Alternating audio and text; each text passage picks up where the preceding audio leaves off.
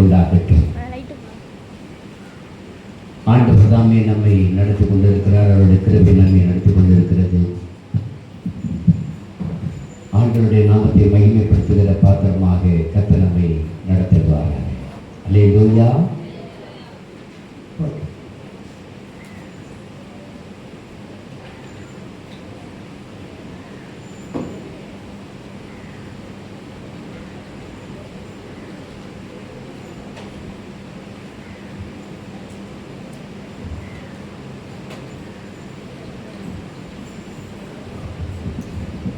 ஒரு பாடலிலே ஒரு அடியை மாத்திரம் பாடி நாம் ஜெபத்திற்கு நேராக கடந்து செல்வோம்.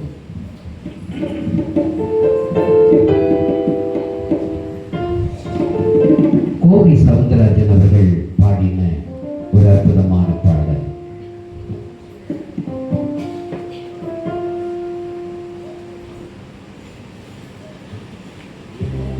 யெகோவா தேவனுக்கு ஆராதனை, எல்லாம் பார்த்து கொண்டதால் ஆராதனை, என்னை சேர்த்து கொண்டதால் ஆராதனை, எல்லாம் செய்து முடித்ததால் ஆராதனை, ஆராதனை, ஆராதனை.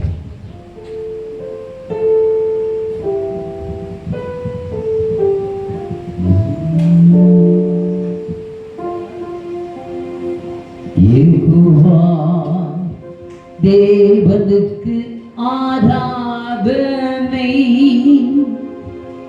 எல்லாம் பார்த்து கொண்டதால் ஆராதனை, என்னை சேர்த்து கொண்டதால் ஆராதனை,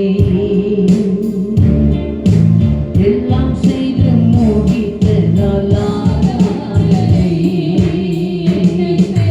கொண்டதால் ஆராதனை, எல்லாம் செய்து முடித்ததால் ஆராதனை, ஆராதனை, ஆராதனை, ஆராதனை,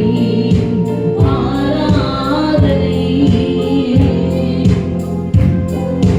யெகோவா நிஜியே ஆராதனை, எனக்கு வெற்றி தந்ததால் ஆராதனை,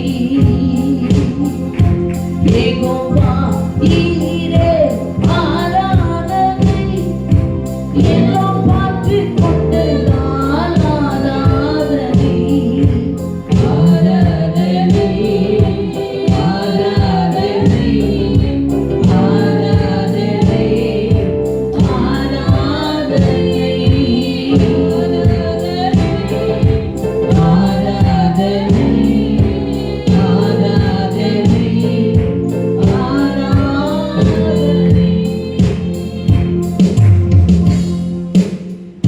ராஜாக்களின் புத்தகம் 17வது அதிகாரம் 1 ஒரு சில வசனங்களை கடந்த நாட்களிலே சிந்தித்தோம்.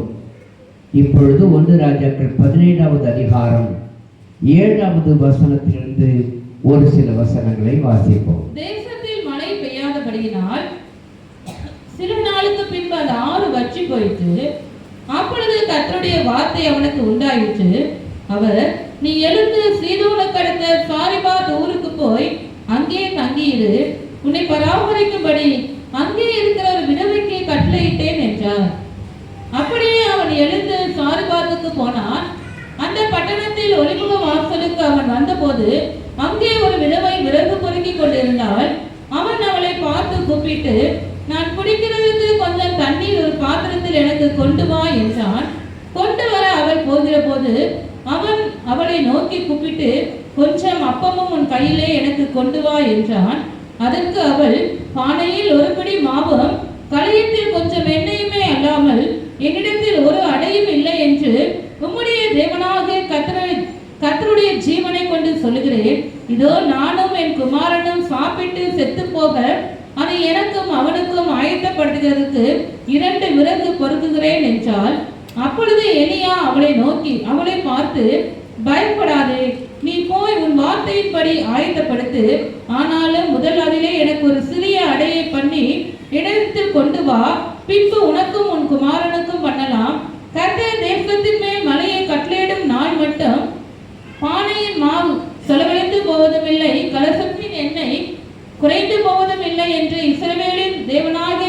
சொல்லுகிறான் என்றான். அவள் போய் எலியாவின் சொற்படி செய்தால் அவளும் இவனும் அவள் வீட்டாரும் அநேக நாள் சாப்பிட்டார்கள். கர்த்தருடைய வார்த்தையில 1 ராஜாக்கள் 17வது அதிகாரத்துல ஒரு குறிப்பிட்ட வார்த்தையை கர்த்தர் சொல்லுகிறார். 9வது வசனத்துல பிற்பகுதியில உன்னை பராமரிக்கும்படி அங்கே இருக்கிற ஒரு விதவைக்கு கட்டளையிட்டேன் என்றார். ஒவ்வொருவரை குறித்த பராமரிப்பை கர்த்தர் வைத்திருக்கிறார். இந்த சாட்சி சொன்னாங்க, என்னமோ கடிச்சிருச்சு, தாங்கக்கூடியவங்கள தான் கிடைக்கும். கமலக்கண்ணனை போய் கடிச்சா என்ன ஆகுறது, புசுக்குன்னு போயிடுவார். எங்க மகன் இரும்பு, என்னம்மா காவியா நான் சொல்ல சரிதானே, டெஸ்ட் பண்ணி பார்க்குது, ஆனால் அதுதான் பாதிக்கப்படும், எங்களுக்கு ஒன்றும் ஆகாது. நம்ம எத்தனையோ நிறைய அனுபவங்களை நானும் பார்த்துட்டேன். என்னை பொறுத்த வரைக்கும் பிரச்சனைகள் வரும் பொழுது அந்த பிரச்சனையை நான் தலையாய பிரச்சனையாக ஆரம்பத்தில் எடுத்துக்கொள்வேன். ஆவியானவர் வந்து கொடுத்ததற்கு பிறகு ஒரு பொறுப்பை எடுத்துக்கொண்ட அனுபவத்தை எனக்கு கொடுத்த பிறகு நான் அதை தூக்கி விட்டுடுவேன். அதுக்கு பிறகு நான் சொல்கிற வார்த்தையெல்லாம் விசுவாச வார்த்தையாக தான் இருக்கும். நான் அதை குறித்து கவலைப்படுறதே இல்லை. நீங்கள் அப்படித்தான் இருக்கணும். உங்களை பராமரிக்கும்படி யாரால் முடியாதோ அவர்களை கொண்டு உங்களை நடத்துகிறதே வைசலா. வசனம் 3 பிற்பகுதி சொல்லுது, நீ போய் கேரித் ஆற்றண்டையிலே ஒளிந்து கொண்டீர்கள். கேரித் என்றால் சிற்றாறு. சிற்றாறு. 2வது வேறு பிரித்தல். அதுக்கு பேர் என்ன? வேறு பிரித்தல் என்பது ஒரு பெயர். உங்களுடைய வாழ்க்கையில நீங்க தேவனோடு இணைந்திருக்கிற ஒரு அனுபவத்துல தேவன் உங்களை தனித்து நடத்துவார், தனித்து பிரித்துடுவார். அவர் உங்க உலகத்தோட சேர்க்கறதில்ல. உங்களை உலகம் ஒன்று சொல்லுதுன்னா அதற்கு எதிர்பதமான கருத்துக்கள் தான் உங்களுடைய வாழ்க்கையில நடக்கும். பிரச்சனைகள் வந்தாலும் போராட்டங்கள் வந்தாலும் உங்க வாழ்க்கையில் மாத்திரம் கர்த்தர் ஜெயத்தை கொடுக்கிறார். வேறு பிரிக்கப்பட்ட வாழ்க்கை உங்களுடைய வாழ்க்கை, சாதாரண வாழ்க்கை அல்ல, வேறு பிரிக்கப்பட்ட ஒரு வாழ்க்கை. அந்த சிற்றாறிலே உலகத்தில் உங்களை எங்க பிரிச்சிருக்கிறாரோ அந்த கேரித் ஆற்றண்டையில ஒளிந்திரு, அதாவது மறைந்திருன்னு ஆங்கிலத்தில் NIV ஸ்டடி பைபிளில் எழுதியிருக்குது. ஒளிந்திரு, அதற்கு எதிர்ப்பதம் என்ன? மறைந்திரு. ஒரு தேவ மனிதன், நீங்கள் யாராக இருந்தாலும் சரி, விசுவாசியாக இருந்தாலும் சரி, தேவனுடைய வார்த்தையை நிமித்தம் உங்களை மறைத்து கொண்டு தேவனை வெளிப்படுத்தினால் உங்க வாழ்க்கையில எப்பேற்பட்ட போராட்டம் இருந்தாலும் உங்களை ஒன்றும் செய்யாது. ஒரு அழகிய சொல்லுங்க பார்ப்போம்.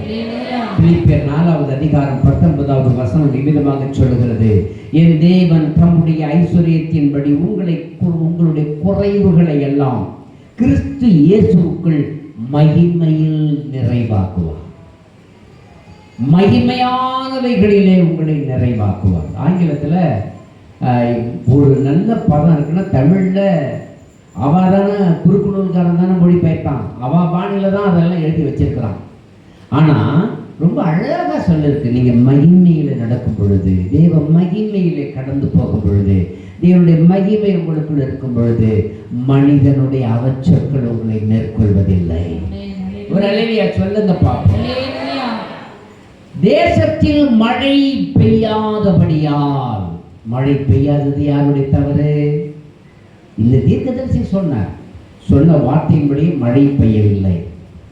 மழை பெய்யாததனால் சில சமயங்களிலே நாம் சொன்ன வார்த்தைகளே நமக்கு ஒரு கேள்விக்குறியா கொண்டு வந்து நிறுத்தலாம்.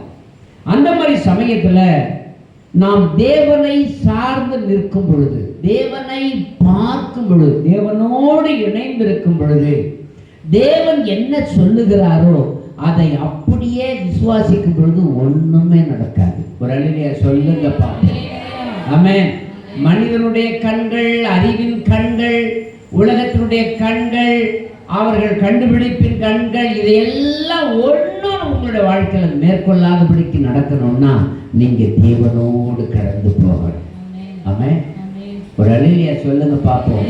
அல்லேலூயா, அல்லேலூயா, அல்லேலூயா. மனிதன் என்ன சொல்றானோ அதை நினைக்க கூடாது, அதை நினைக்கவே கூடாது, அதை நினைச்சு வெறுக்கவே கூடாது, அதை வெறுத்து கசக்கவே கூடாது. நான் எப்படி நடந்தேனோ அதனால் ஆசீர்வதிக்கப்பட்டேன். என் பிள்ளைகள் எப்படி நடக்க வேண்டும் என்பதை உங்கள் சிந்தனையில கொண்டு வந்து அதை நடத்துங்க. நீங்க நினைத்ததை விட பெரிய காரியங்களை கர்த்தர் செய்ய ஆரம்பிச்சிருங்க. ஒரு அல்லேலூயா சொல்லுங்க பார்ப்போம். யார் என்ன சொன்னாலும் அவைகளை உள்வாங்கி கொண்டு உங்களுக்குள் தேவன் கொடுக்கிற அந்த பொறுமையோடு தேவனோடு நடக்க நீங்க அர்ப்பணிக்கும் பொழுது உங்களை தோல்வி சந்திப்பதே இல்லை. தோல்விதான் உங்களை பார்த்து ஓடும். அல்லேலூயா. அன்பானவர்களே, யோசேப்பினுடைய சரித்திரத்தை நீங்கள் படித்து பார்த்திருக்கிறீர்கள். யோசேப்பினுடைய சரித்திரத்தில் ஆதியாகமம் 39:2 வாசிக்கிற பொழுது கர்த்தர் யோசேப்போடு இருந்தார். யோசேப்போடு கர்த்தர் இருக்கிறார் என்பதை நெருக்கத்தின் மத்தியிலே தான் கண்டார். நீங்களும் நானும் நெருக்கத்தின் பாதையிலே நடக்கும் பொழுதுதான் கர்த்தர் நம்மோடு கூட இருப்பதை நாம் பார்க்க முடியும். அல்லேலூயா, அல்லேலூயா. ஒரு சம்பவம் பத்திரிகையில் வந்த சம்பவம் தான். ஒரு பெரிய ஐஏஎஸ் கலெக்டருடைய ஒரே மக, அவங்களுடைய மனைவி ஒரு பெரிய சமூக சீர்திருத்தவாதி. அவர்களுடைய மகள் பள்ளிக்கு போகும் பொழுது ஒரு பிரச்சனை ஒன்று வந்துடுச்சு. அவளுடைய ஃபோன் ஒன்று வருது. அவளுடைய கைகளில் அந்த நரம்பை அறுத்து விட்டுக்கிட்டா, ரொம்ப சீரியஸாக இருக்கிறா. போய் பார்க்குறாங்க ஹாஸ்பிட்டலில். அப்பாவும் ஓடுறாரு, அம்மாவும் ஓடுறாங்க. 2 பேரும் ஓடி போய் ஹாஸ்பிட்டலில் பார்த்தா ரத்தம் பெருக்கெடுத்திருக்கிறது. அதை தைத்து அந்த ரத்தத்தை நிறுத்தி அவர்கள் பக்கத்திலேயே நிற்கிறாங்க. அப்பாவும் நிற்கிறாரு, எந்த வேலையும் செய்யல. அம்மாவும் பக்கத்தில் நிற்கிறாங்க, எந்த வேலையும் செய்யல. அவங்க கேட்குறாங்க, உங்களுக்கு என்ன குறை வச்சோம்? தனியாக உனக்காக ஒரு கார், ஒரு டிரைவர், நீ கேட்குற உணவுகள் எல்லாம் கிடைக்கிறது, எல்லாம் இருக்கிறது, அப்படி என்ன குறைவோ? இன்னைக்கு தான் நம்ம செம்மடர் கோவிலில் வாசித்த ஒரு வசனம், அதையே உங்கள் மத்தியிலேயே சொல்ல விரும்புகிறேன். சங்கீதங்களின் புத்தகம் 4வது அதிகாரம் 7வது வசனத்தில் வாசிக்கும் பொழுது, அவர்களுக்கு தானியமும் திராட்சரசமும் பெருகி இருக்கிற காலத்தின் சந்தோஷத்தை பார்க்கிலும் அதிக சந்தோஷத்தை என் இருதயத்தில் தந்தேன். தானியம் பெருகலாம்.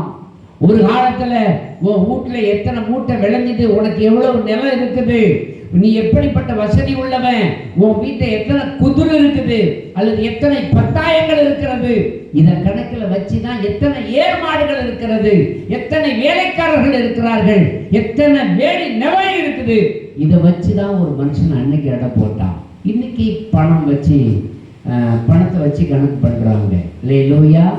நிறைய காதுகளில் பார்த்தீங்கன்னா ஒரே பவுனாதான் தொங்குது. பவுனாது என்னன்னே கண்டுபிடிக்க முடியல. இந்த அம்மா வேணா சொல்லலாம், சுற்றி உடம்பு ஃபுல்லாக பவுனு தான்.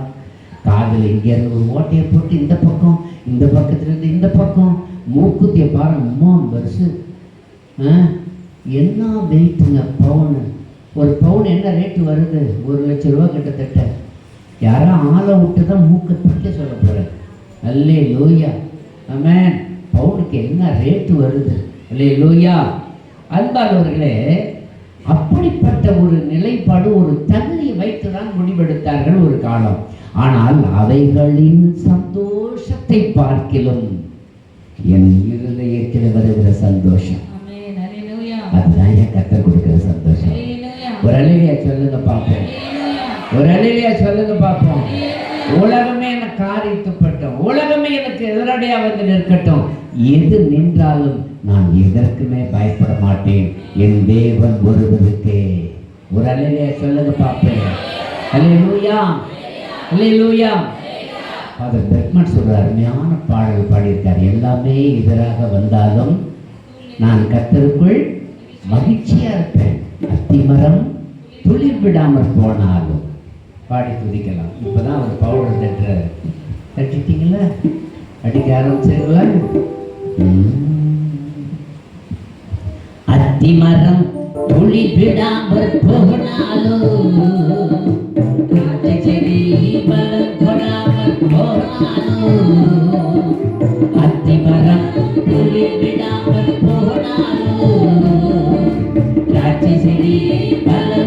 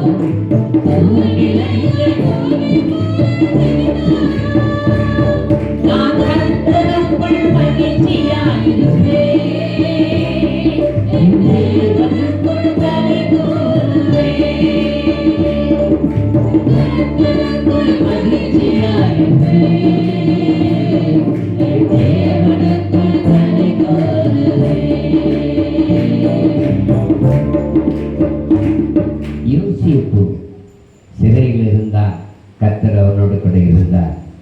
ஆதியாகமத்தினுடைய புத்தகம் 39வது அதிகாரம் 1வது வசனத்தில் வாசிக்கிற பொழுது யோசேப்பு எகிப்திற்கு கொண்டு போகப்பட்டான். யோசேப்பை கர்த்தர் எகிப்திற்கு கொண்டு போகப்பட்டார். 2 சம்பவம், அதே குடும்பம், 2 சம்பவத்தை வாசிக்கிற. ஒருத்தரை எகிப்துக்கு கொண்டு போறாரு, இன்னொருத்தரை எங்க கொண்டு போறாரு? மீதியானுடைய தேசத்துக்கு கொண்டு போகிறார்.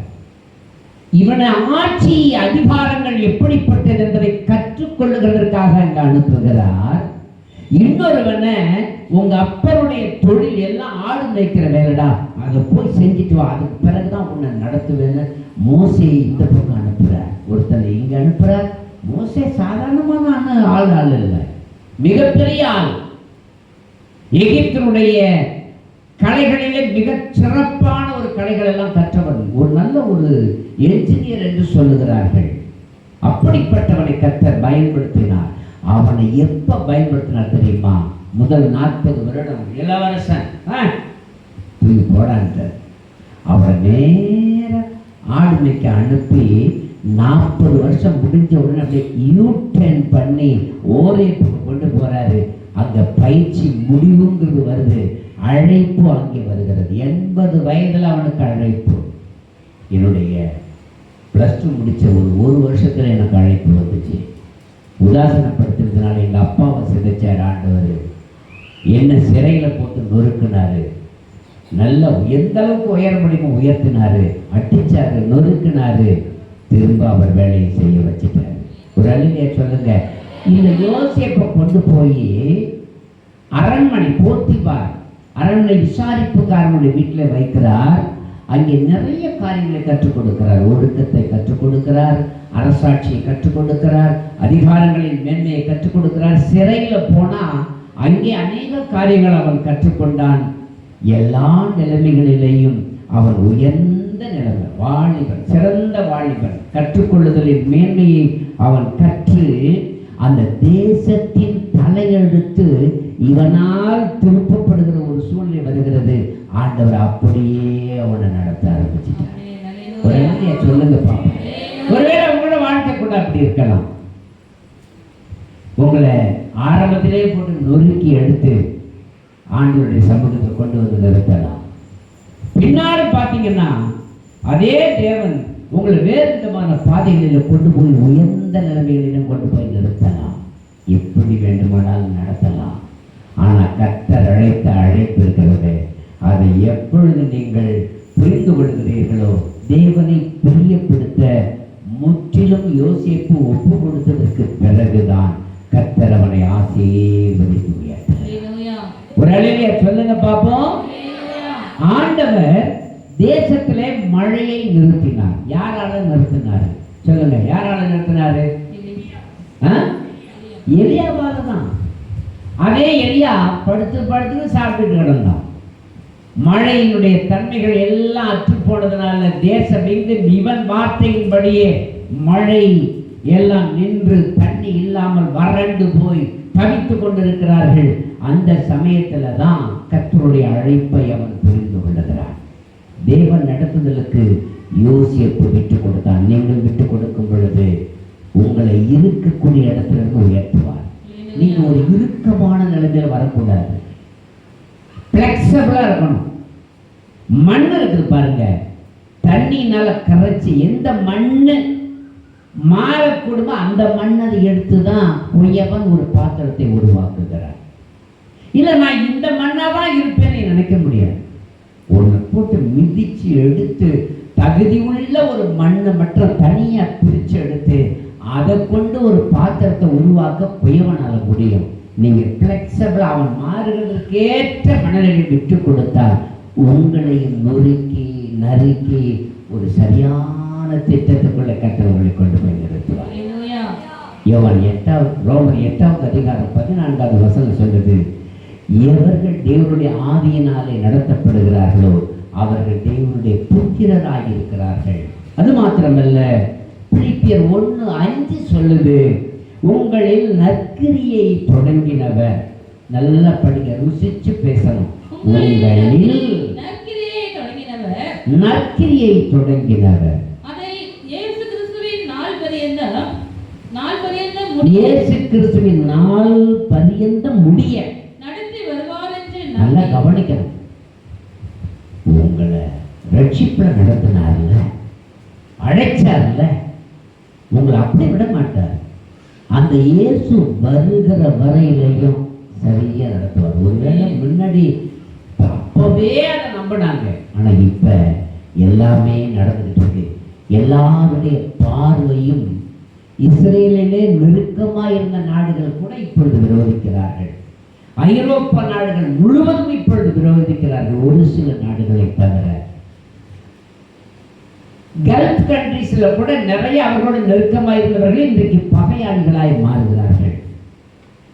இந்தியா கூட அவர்களுக்கு பகையாளிகளாய் மாறக்கூடும். சைனா மாறிடுச்சு, ரஷ்யா மாறிடுச்சு, வடகொரியா மாறிடுச்சு. பல நாடுகள் இன்றைக்கு இஸ்ரேலுக்கு விரோதமாய் வருகிறார்கள். இது எல்லாம் ஒன்று கூடி ஒரே நிலையில ஃபோக்கஸ் பண்ணி இஸ்ரேலை அழிக்க கீழே இறங்கும் பொழுது கர்த்தர் வரப்போகிறார். அது எவ்வளவு நாளும் முன்னாடி இல்லை, இப்ப எல்லாமே ஆயத்தமாயிட்டு. அப்ப இது முடிவு பரியந்தம் ஒன்றை கர்த்தர் நடத்துகிறவராயிருப்பார். எத்தனை பேர் நம்புறீங்க? உங்களை நடத்துவார். மோசேயினுடைய அனுபவத்தை பாருங்க. யாத்திராகமம் 2வது அதிகாரம் 5வது வசனத்துல மோசே பார்வோனிடத்திலிருந்து தப்பி ஓடி மீதியான் தேசத்தில் போய் தங்கி ஒரு துறவண்டையில் உட்கார்ந்திருக்கிறான். அங்கே அந்த ஆசாரியனுடைய மகள்கள் வருகிறார்கள். ஏத்ரோ என்கிறவனுடைய மகள் வருகிறார்கள். அவர்களுடைய ஆடுகளை தப்புவித்து அவர்களுக்கு தண்ணீர் காட்டி அவர்களிலே போய் அடைக்கலமாகிறான். 40 வருடம் அங்கே ஆடுகளை மேய்த்தான். 40 வருடத்திற்கு முடிவில் தான் அழைப்பு வருகிறது. ஒவ்வொருத்தருக்கும் ஒவ்வொரு விதமான அழைப்பு இருக்கிறது. நீங்க குடும்ப தலைவியாக இருந்தே தேவ திட்டத்தை நிறைவேற்றலாம். நீங்கள் குடும்ப தலைவனாக இருந்தே தேவனுடைய திட்டங்களை நிறைவேற்றலாம். ஒரு அல்லேலூயா சொல்லுங்க பார்ப்போம். கரங்களை தட்டி ஆண்டவருக்கு ஒரு அல்லேலூயா சொல்லுங்க. பக்கத்தில் இருக்கிறவங்க கையை குலுக்கி ஒரு அல்லேலூயா சொல்லுங்க பார்ப்போம். அந்த பக்கத்துல பிரதர் இப்பதான் கொஞ்சம் மேல போயிருந்தார், வந்து இப்பதான் கையை கொடுக்குறாரு பாருங்க. எல்லாரும் ஒரு பக்கத்தில் இருக்கிறவங்கள விழிப்போட எழுப்பி விடுங்க. அன்பானவர்களே, வேதம் சொல்லுகிறது அவர்களுடைய அழைப்பின் தன்மை வேறு. அந்த அழைப்பின் தன்மைக்கு ஏற்ற விதத்திலே அவரவர்கள் நடக்க வேண்டும். தேசத்திலே மழையற்று போய்விட்டது.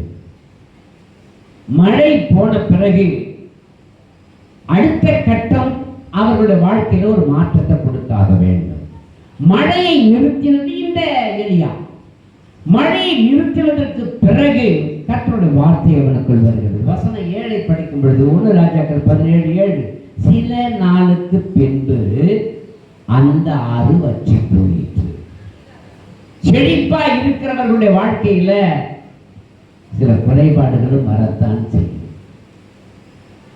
சிலர் சொல்லுவார்கள், அருமையான மறுபடி சொன்னாங்க, நான் +2 படிக்கிற வரைக்கும் எப்படி இருந்தேன், ஆமென், எப்படி இருந்தேன், ஒரு சின்ன ஆகாத என் சரீரத்துக்கு தேவையில்லாத ஒன்றை நான் தொட்ட பொழுது உடல் முழுவதும் ஸ்கின் ப்ராப்ளத்தால் நான் மாட்டப்பட்டேன்.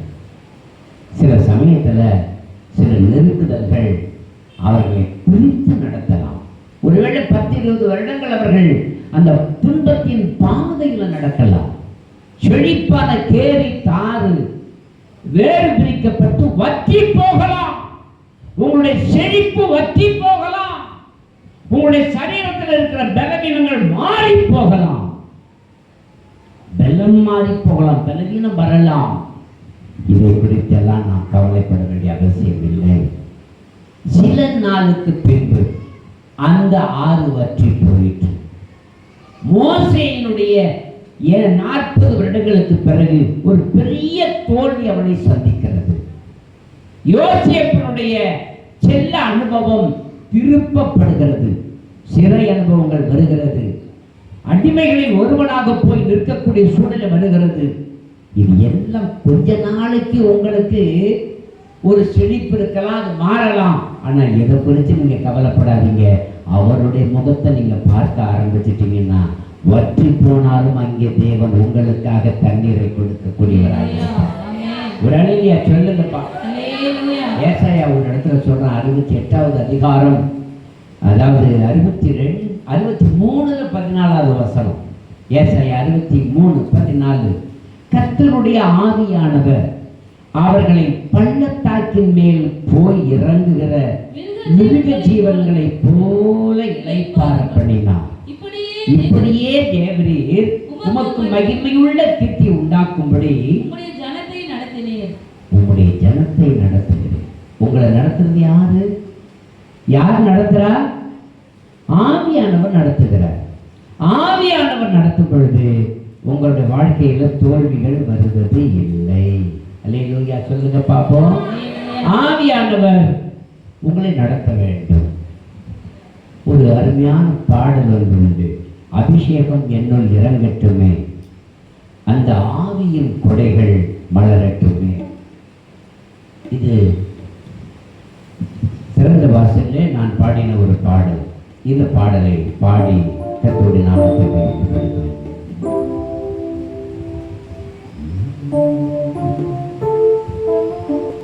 அபிஷேகம் என்னுள் இறங்கட்டுமே, அந்த ஆவியின் கொடைகள் மலரட்டுமே.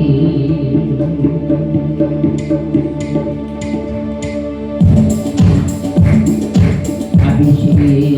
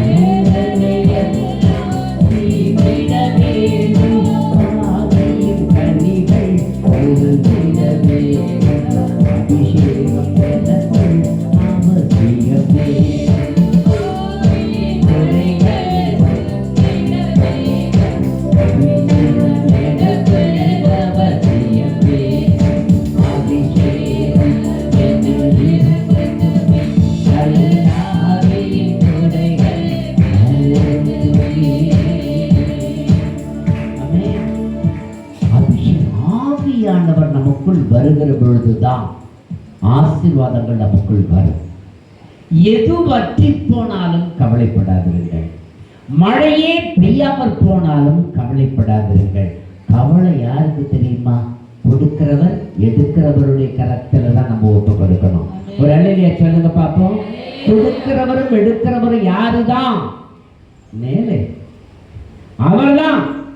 எது பற்றினாலும் கவலை வேண்டாம். யார் எதிராக நின்றாலும் கவலை வேண்டாம். எது இல்லாமல் போனாலும் கர்த்தரே உங்களை நடத்துகிறதுனால உங்களுக்கு கவலை வேண்டாம். கரங்களை தட்டி ஆண்டவருக்கு நன்றி சொல்லுங்கள். ஹல்லேலூயா. வசனம் சொல்லுது 17:8 படிங்க பார்ப்போம். 1 ராஜாக்கள் 17:8. போதும் போதும். அப்பொழுது எல்லாம் எதிரா போயிடுச்சு.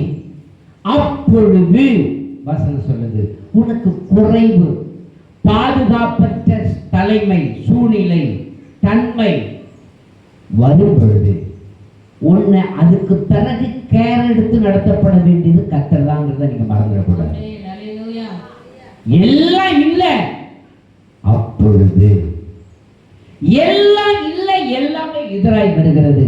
அப்பொழுது அந்த சூழ்நிலையில சங்கீதம் 81 அதிகாரம் 7வது வசனம் சொல்லுது பாருங்க. நெருக்கத்திலே நீ கூப்பிட்டாய், நான் உன்னை தப்புவித்தேன். இடி முழக்கம் உண்டாகும் மறைவிலிருந்து உனக்கு உத்தரவு அருளினேன். மேரிபாவின் தண்ணீர்களிடத்தில் உன்னை சோதித்து அறிந்தேன். அப்பொழுது நீ கூப்பிட்டாய், நான் உன்னை தப்புவித்தேன். ஆனா இங்க மழை இல்லை, தண்ணீர் இல்லை. அப்பொழுது அப்பொழுது என்ன வசனம், என்ன நடக்குது இப்ப படிங்க. அப்பொழுதுக்கு பிறகு என்ன? அப்பொழுது கர்த்தருடைய வார்த்தை அவனுக்கு உண்டாயிற்று. கர்த்தருடைய வார்த்தை அவனுக்கு உண்டாயிற்று. கர்த்தருடைய வார்த்தை அவனுக்கு உண்டாயிற்று. உனக்கு எல்லாம் எதிராக போகிறப்ப நீ நினைச்ச காரியத்திற்கு எதிரடையாகவே எல்லாம் செயல்பட ஆரம்பிக்கும் பொழுது, நீ நினைத்ததற்கு விரோதமாகவே ஒவ்வொரு செயல்பாடுகளும் வெளிப்படுகிற பொழுது, கர்த்தருடைய வார்த்தை உனக்குள்ளே உண்டா. வழியை காண்பிக்கிற தேவன் உன் பக்கத்துல நிக்கிறத நீ பார்க்க ஆரம்பிச்சிருவ. ஒரு அழகிய சொல்லுங்க பார்ப்போம். எல்லாம் எதிராய் வருகிறது, எல்லாம் மாறுகிறது. மழை நின்று விட்டது, தண்ணீர் இல்லை. ஒரு மனுஷன் உணவே இல்லாம தண்ணீர் மட்டும் எத்தனையோ நாள் குடிச்சிட்டு வாழலாம், தெரியுமா உங்களுக்கு? உணவே இல்லாம வெறும் நல்ல தண்ணி மட்டும் கிடைச்சதுன்னா அவனால ரொம்ப நாள் வாழ முடியும். அந்த தண்ணீர் வற்றி போச்சு. நீ வேறு பிரிக்கப்பட்ட பிறகு, நீ உலகத்தை விட்டு, உன் குடும்பத்தை விட்டு, சத்தியத்துக்கு விரோதமாய் இருக்கிற நபர்களை விட்டு நீ பிரிந்ததற்கு பிறகு உனக்கு எல்லாமே எதிராய் தோன்றினாலும், நீ ஆண்டவரை நேசிக்கிறது நிமித்தம் உனக்கு எல்லையில்லாத துன்பங்கள் வருகிற பொழுது கர்த்தர் உனக்காக வழிகளை ஆயத்தப்படுத்துவார். உன்னோட பேச ஆரம்பிச்சிருவார். சில சமயத்தில் கல்லுகள் பேசும், சில சூழ்நிலைகள் பேசும். சிறையில 3 மாதம் சவுதி அரேபியாவில் 1989 அந்த ஆகஸ்ட் செப்டம்பர் மாதம் வரைக்கும் நாங்கள் சிறையில் இருக்கிறேன் நினைக்கிறேன். அந்த செப்டம்பர் மாதத்தில் இருக்கிறேன். ரொம்ப நம்பிக்கையற்று போயிடுச்சு. ஏன்னா என்னுடைய விசுவாச வாழ்க்கை உடைஞ்சு போச்சு. விசுவாச வாழ்க்கை இல்லை, சிறையில் இருக்கிறேன். அப்ப சிறையில் இருக்கும் பொழுது என்னை ரட்சிப்படை நடத்தின பொழுது கர்த்தர் காண்பித்த 3 தரிசனங்கள். அதுல முதல் தரிசனத்தை கர்த்தர் அப்படியே நினைவுபடுத்துகிறார். நான் ஒரு காட்டில் நின்று கொண்டிருக்கிறேன். கோவேரி கழுதைகள் ஏராளமாய் மேய்கிறது. அதன் அருகிலே நிறைய ஒட்டகங்கள், பெரிய பெரிய ஒட்டகங்கள். நான் ஒரு பெரிய ஒட்டகத்தை கல்லெடுத்து அடிக்கிறேன். அது என்னை கடிக்க முடியாது. நான் அதுக்கு பயந்துக்கிட்டு ஓடுறேன், உள்ளையும் கல்லிலையும் ஓடுறேன். ஒரு மலை இருக்கிறது, அந்த மலையில ஏறுறேன். ஏறும் பொழுது அந்த நினைவு எனக்குள்ள வருகிறது. அப்போ நான் சிறையில் இருந்த அனுபவத்தில் அந்த பெரிய ஒட்டகம், என் கம்பெனி மிகப்பெரிய கம்பெனி, லிஃப்ட், அதாவது அப்துல் அஜீஸ் அல்தாவூத் லிமோஷன், அப்துல் அஜீஸ் அல்தாவூத் மெயின்டெனன்ஸ் கம்பெனின்னு பேர். சவுதியில் மிகப்பெரிய பணக்காரர். அவர்கிட்ட 300-600 ரெண்டட் கார்கள், டயோட்டா கார்கள் அப்பவே இருந்துச்சு. லிமோஷன் கார்கள் 150-200 மேல இருந்துச்சு. அவருடைய மெயின்டெனன்ஸ் ஒர்க்கு அந்த சவுதியினுடைய முழு பகுதி வரைக்கும் இருந்தது. நாங்கள் வேலை செஞ்சது ஒரு 22 மாடி, அண்டர் கிரவுண்ட்ல 3 மாடி, கிட்டத்தட்ட 128 லிஃப்ட். 4 பேர் தான் வேலை செஞ்சோம். இந்த அனுபவங்களை எல்லாம் கர்த்தர் காண்பித்தார். எனக்கு ரொம்ப சொல்ல இயலாத துயரம். அப்பொழுது எல்லாம் அடைப்பட்ட நிலைமை. சிறையில் இனிமேல் எத்தனை வருஷம் இருக்க போகிறோமோ தெரியல. என்னோடு இருந்த ஒரு சகோதரன், எனக்கு சீனியர், மகிமைநாதன் பேர், 1 வருஷமா அவன் ஜெயிலில் இருக்கிறதா சொல்றாங்க. அதை விட கொடுமை, அவனும் என்ன மாதிரி ஊழியத்துக்கு ஒப்பு கொடுத்து அதை விட்டுட்டு பாம்பேல ஊழியத்தை செய்தவன் ஊழியக்காரன் மேல கோச்சிக்கிட்டு திரும்பவும் டெய்லரா சவுதிக்கு வந்துட்டான். அவன் 1 வருஷமா உள்ள இருக்கான். எனக்கு எப்படி இருக்கும், 3 மாசம் ஆச்சு. நானும் இப்படிதான் இருக்க போறோம் போல இருக்கு. அவனுடைய தாடியெல்லாம் அவ்வளோ நிலத்துக்கு இருந்துச்சு, வாலிப பையன். ஆண்டவர் என்னோட பேசினார், நீ இன்னைக்கு ஒப்பு கொடுக்குறியா, இந்த கண்மலையில் ஒன்று ஏற்கிறேன்னாரு. ஒப்பு கொடுக்குற ஆண்டவரே என்ன. நான் அந்த மகிமைநாதன் கரங்களை பிடிச்சிட்டு படுத்து தூங்கும்போது குப்புறப்படுத்திக்கிட்டே கையை பிடிச்சிட்டு சத்தம் இல்லாமல் ஜெபிப்போம். ஆண்டவர் வழியை திறந்தார். அப்பொழுது கர்த்தர் வழியை திறந்தார். இந்தியாவுக்கு வந்தேன். எங்கள் அப்பா ஊழியத்துக்கு கூப்பிடுவாங்க, நான் ஊழியத்துக்கு போக மாட்டேன். அதெல்லாம் உங்களோட, எனக்கு அதெல்லாம் பிடிக்காது.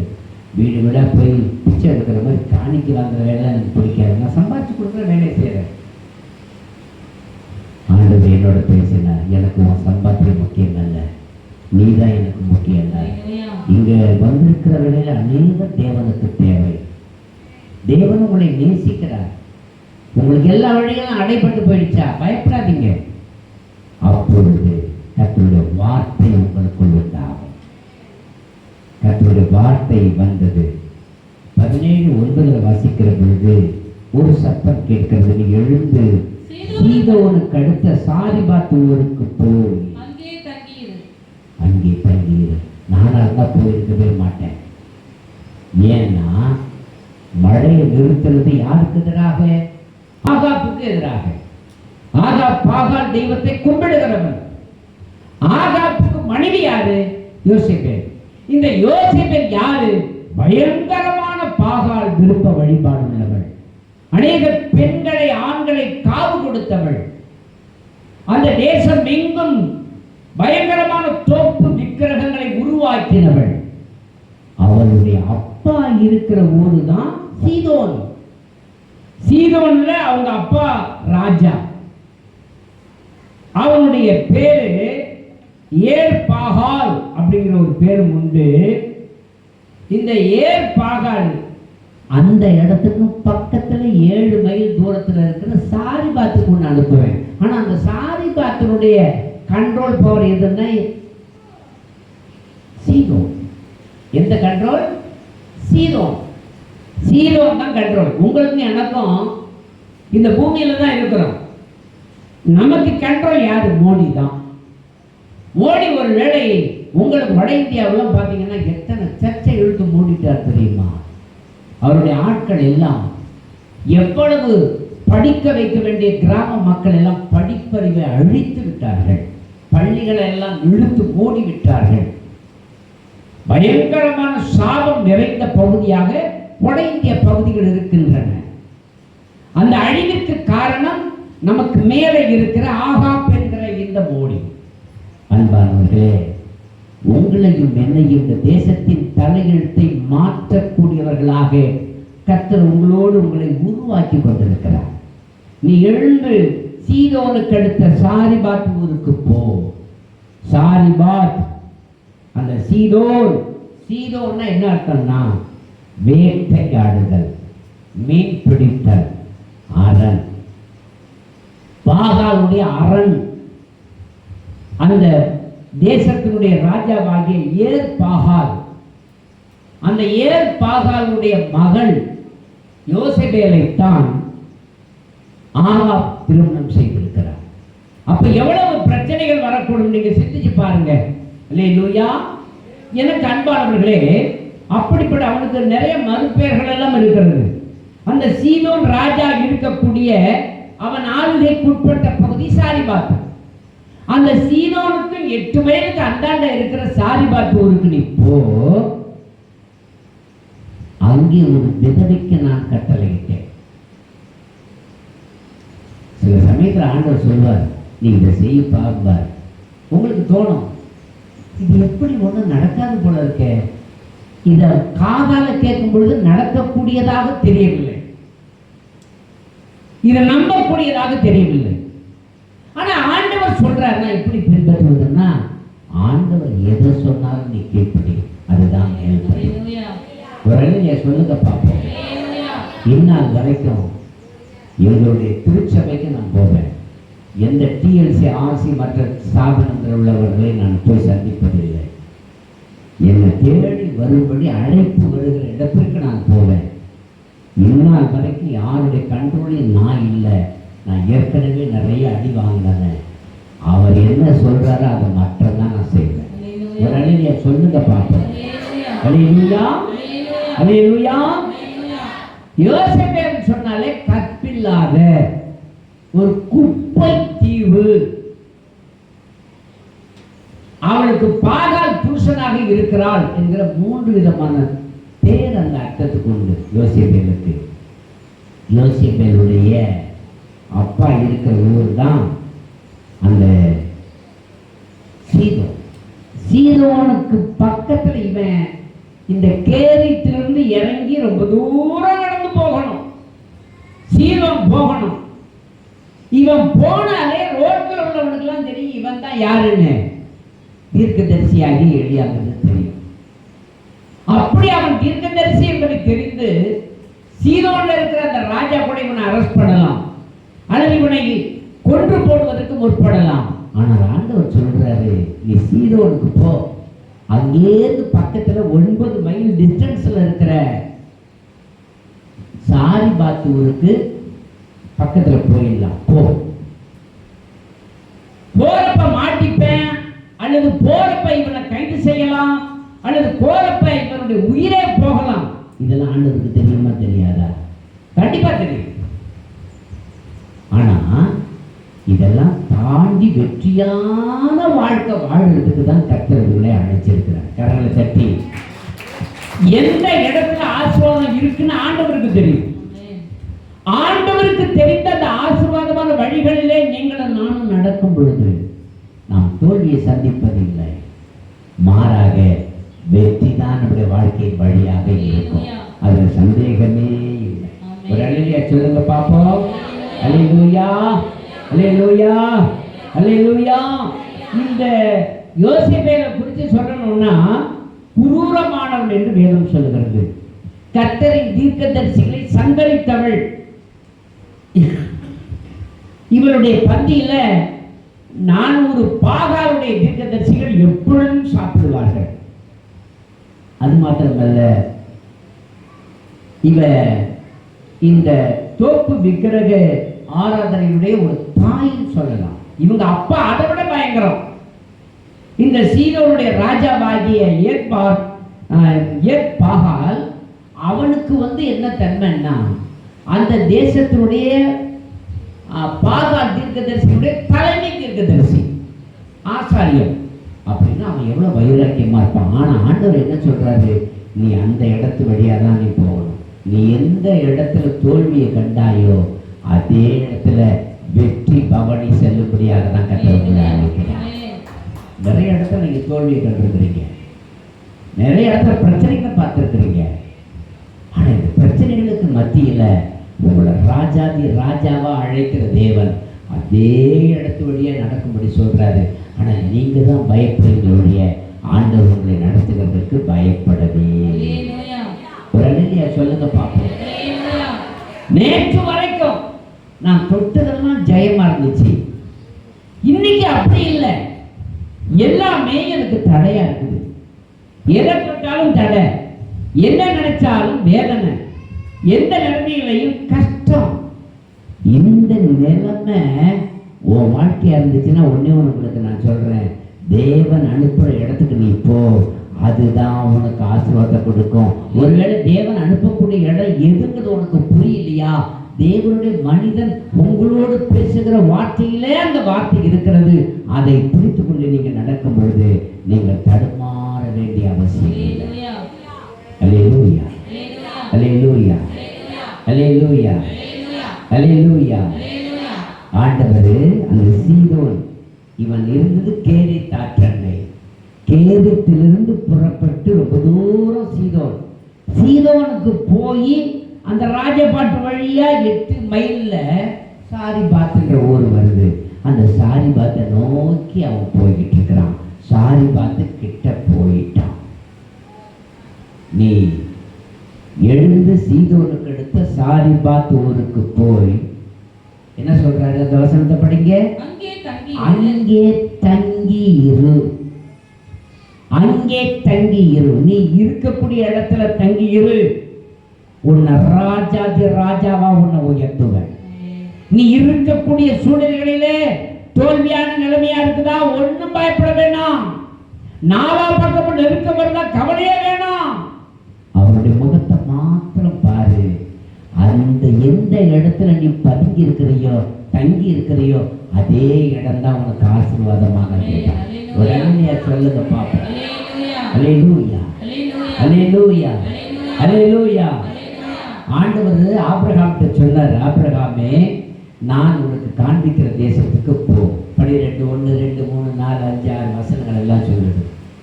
நீ போய் எவ்வளவு தூரத்துக்கு முடியுமோ அவ்வளவு தூரத்துக்கு டென்ட் அடிச்சுட்டு அப்படியே ரவுண்ட் பண்ணி வந்துக்கிட்டே இரு.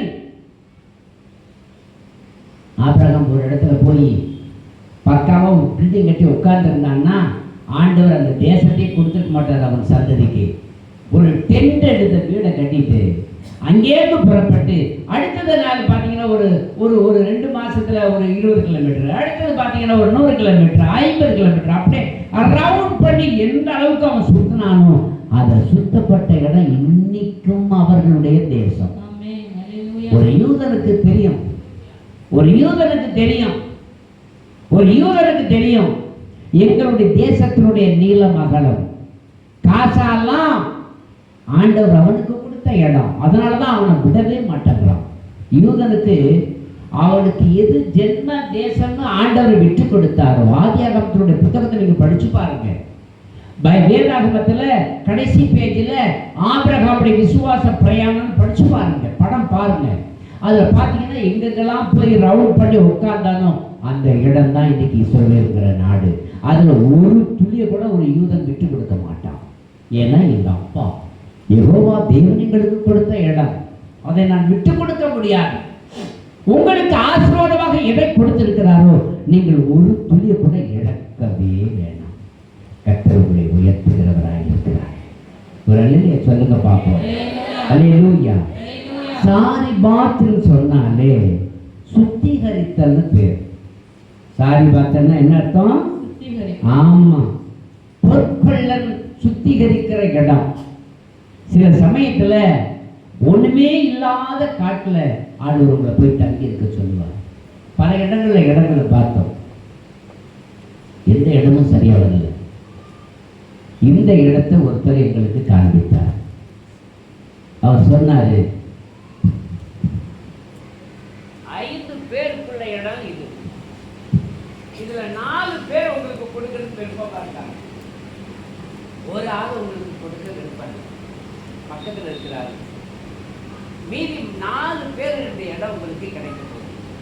2வது பெரிய இடம், விலை நயம் அப்பதான் விலை கம்மி தான். அதுக்காக நீ நினைக்க கூடாது. இந்த இடத்தினுடைய நடுவில் ஐயா கோயில் இருக்கு, வாங்கி ஏசப்பா கோயிலை கட்ட முடியுமான்னு ஆண்டவர்கிட்ட கேட்ட. ஆண்டவர் சொன்னார், இதுதான் உனக்கு நான் கொடுத்துருக்கிற இடம்னாரு. ஒரு நிலைமையை சொல்லுங்க பார்ப்போம். கால் வச்சு அன்னைக்கு ராத்திரி எல்லா கோயிலும் போயிடுச்சு, வாஷ் அவுட் பண்ணும். ஒரு பெரிய ஆலமரம் இருந்துச்சு, அது அடியிலிருந்து ஏகப்பட்ட பாம்புகள்லாம் ஓடுனுச்சு, கருநாகம்லாம் ஓடுனுச்சு. ஒரு நாகமே எங்களுக்கு முன்னாடி நிற்கவே முடியல. ஏற்கனவே 4 நாகம் ஓடி போச்சு. இல்லையா, அசைக்க கூட முடியாது. கர்த்தர் கொடுத்தா கொடுத்ததுதான். ஒரு அன்னைய சொல்லுங்க பார்ப்போம். பக்கத்தில் இருக்கவங்க கையை பிடிச்சி சொல்லுங்க, தேவன் உன்னை ஆசீர்வதிக்கிறார். அவர் ஆசீர்வதிக்கிறப்ப ஒருத்தர் தடுக்க முடியாது. அல்லேலூயா. ஆமென். ஒரு வீடு இல்லை, எத்தாப்புல ஆர்டிஓ வீடு. அவர்கள் தான் சொன்னாங்க, நாம் 2 பேரும் ஒன்னா ஸ்கூல்ல படித்தோம், ஞாபகம் இருக்கா? இருக்குன்னு சார்னு நீங்கள் பக்கத்தில் வந்து எனக்கு ரொம்ப சந்தோஷம். வேற வீடுகளே இல்லை, குடியிருக்க எங்களுக்கு பயந்த இடம். இயேசு கோயில் வந்துச்சு, ஒரு தடை கூட இங்கே இல்லை. ஒரு அழகியா சொல்லுங்க பார்ப்போம். என் ஜனமே, நீ இருக்கக்கூடிய இடத்துல எந்த தடையும் இருக்காது. நீ இருக்கக்கூடிய இடம் பொட்டல் காடா இருந்தாலும் அது செழிப்பான இடம்.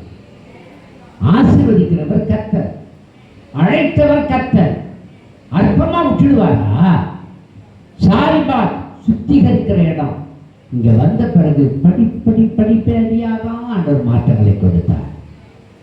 படிப்படியா சுற்றிலும் பார்த்தீங்கன்னா நிறைய அரசு அதிகாரிகள், அவர்கள் மத்தியில் இதை எப்படி உருவாக்குவது என்பது புரியவில்லை. கர்த்தருடைய ஆவியானவர் நடத்தினார். ஒரு அண்ணனை சொல்லுங்க பார்ப்போம். எனக்கு அன்பானவர்களே, வேத வசனம் சொல்லுது, சங்கீதக்காரன் சொல்றான், 51வது அதிகாரம் 1வது வசனத்தை படிங்க பார்ப்போம்.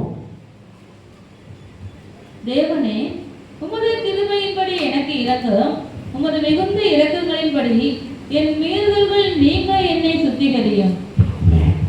என் மீறுதல்கள் நீங்க என்னை சுத்திகரியும். ஒன்னே ஒண்ணுதான் சொல்லும். எப்பெல்லாம் உங்களுடைய வாழ்க்கையில சற்று தோல்வி வருதோ அப்ப சுய பரிசோதனை பண்ணணும். என் ஆண்டவர் சாரிபாத்துக்கு கொண்டு வந்திருக்கிறாருன்னா ஏதோ ஒரு நோக்கத்துக்கு தான் கொண்டு வந்திருக்கிறார். நான் எவைகளிலே விட்டுவிட வேண்டுமோ அவைகளை விட்டுவிட என்னை ஒப்பு கொடுக்கிறேன்னு சொல்லணும். சுற்றிலும் இருக்கிறவர்களே நிறைய பேர் இருக்கிறீங்க. இந்த பக்கத்தில் தெருவில் எத்தனை பேருக்கு தெரியும் இது என்ன கோயில்? ஐயா கோயில் எத்தனை பேருக்கு தெரியும்? கையை தூக்குங்க பார்ப்போம். தெரியுமா? தெரியுமா? சோத்திரம். இது இப்ப என்ன கோயில்? ஏசையா கோயில். என்ன கோயில்? ஆமா, எல்லாம் திறந்து விட்டாச்சு. அல்லேலூயா. அன்பானவர்களே, சுத்திகரிக்கக்கூடிய ஒரு சூழ்நிலை வருகிற பொழுது உங்களை சுத்திகரித்துக் கொள்ள வேண்டும். உங்களுடைய விசுவாசமானது பரீட்சை செய்யப்பட வேண்டும், சுத்திகரிக்கப்பட வேண்டும். அப்பொழுதுதான் உங்களுக்கு ஆசீர்வாதங்கள் கிடைக்கும். ஒரு அருமையான பாடல் சொல்கிறது, கண்ணோக்கி பாருமையா என் பாவ தடைகளை கழுவும் ஐயா.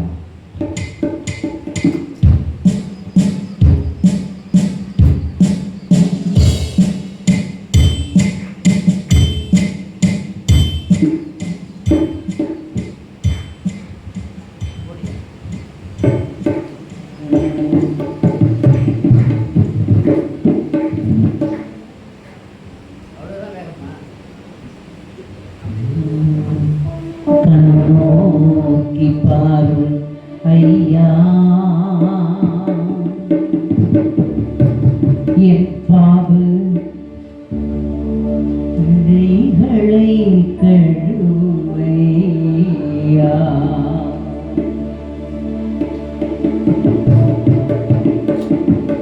கண்ணோக்கி பாரும் ஐயா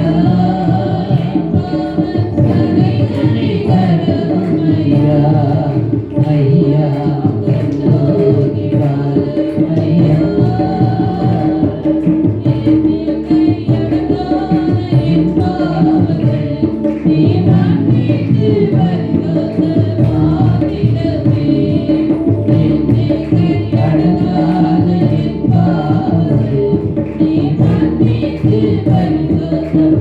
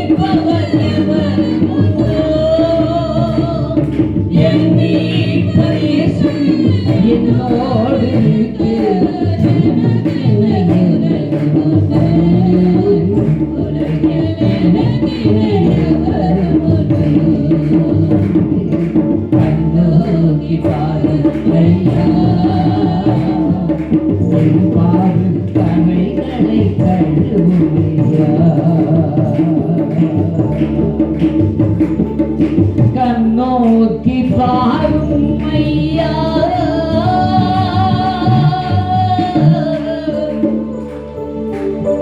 அன்பானவர்களே, சுத்திகரிக்கப்பட வேண்டிய சூழ்நிலை ஒன்று உண்டு.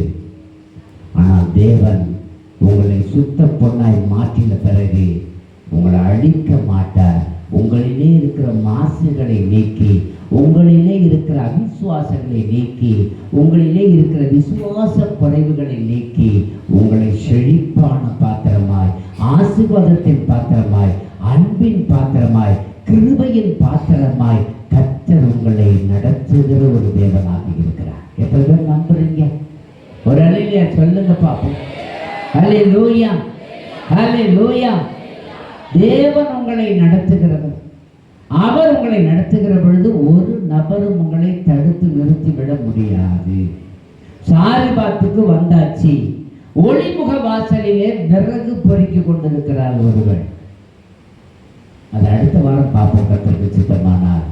உங்களை நடத்துகிற பாதை அப்படியே கேரியத்திலிருந்து புறப்பட்டு சீதோனுக்கு கொண்டு வந்து, சீதோனுக்கு பக்கத்துல சாரிபாத் என்கிற ஊருக்கு, சுத்திகரிக்கிற ஒரு ஊருக்கு உங்களை கொண்டு வந்திருக்கிறாரு. உங்களை கர்த்தர் நடத்தும் போது ஒருவரும் தடுக்க முடியாது. ஆனா ஒண்ணு, சுத்திகரிக்க உங்களை விட்டுக் கொடுக்க வேண்டும். ஆசீர்வாதத்தின் பாதையிலே போவதற்கு உங்களை அர்ப்பணிக்க வேண்டாம். அப்பொழுதுதான் ஆசீர்வாதம். எத்தனை பேர் நம்புறீங்க? நீங்க உங்க பாதை எல்லாத்தையும் தள்ளிடுங்க. ஆண்டவர் ஒரு பாதையை காண்பித்து அந்த பாதையில ஓடுங்க. உங்களை ஜெயிக்க ஒருத்தர முடியாது. சரியா? அப்படியே முழங்கால் பண்ணிடுவோம். ஆண்டவருடைய கருத்தில் ஒப்புக் கொடுப்போம். ஆண்டவருடைய நாமம் உயர்த்தப்பட உங்களை முற்றிலுமாய் தாழ்த்தி ஒப்புக் கொடுங்க. நம்முடைய